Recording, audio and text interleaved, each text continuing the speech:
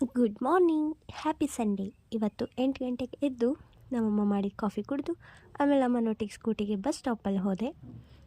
ನನ್ನ friends ಹಾಸ್ಟೆಲಲ್ಲಿ dance practice ಮಾಡಬೇಕು ಬಾ ಅಂತ ಕರೆದ್ರು. ನೋಡಿ ಬಸ್ಸಲ್ಲಿ ಕೂತಿದ್ದೀನಿ, ಹೋಗ್ತಾ ಇದ್ದೀನಿ. ಏನೋ ಗೊತ್ತಿಲ್ಲ, ಮನೆಯಿಂದ ಹಾಸ್ಟೆಲ್ಗೆ ಹೋಗೋದಂದರೆ ತುಂಬ ಬೇಜಾರು. ನೆಕ್ಸ್ಟ್ ಬಾಳೆನೂರಿಗೆ ರೀಚ್ ಆದ್ವಿ.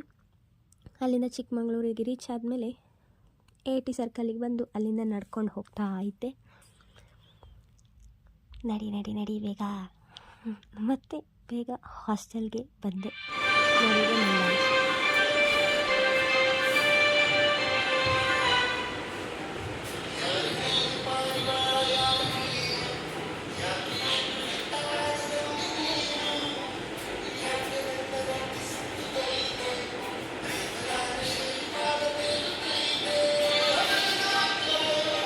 ಆಮೇಲೆ ಪ್ರಾಕ್ಟೀಸ್ ಎಲ್ಲ ಮುಗೀತು. ಸುಸ್ತಾಗಿತ್ತಾ, ನಿದ್ದೆ ಮಾಡುವ ಸಮಯ. ಬಾಯ್ ಬಾಯ್.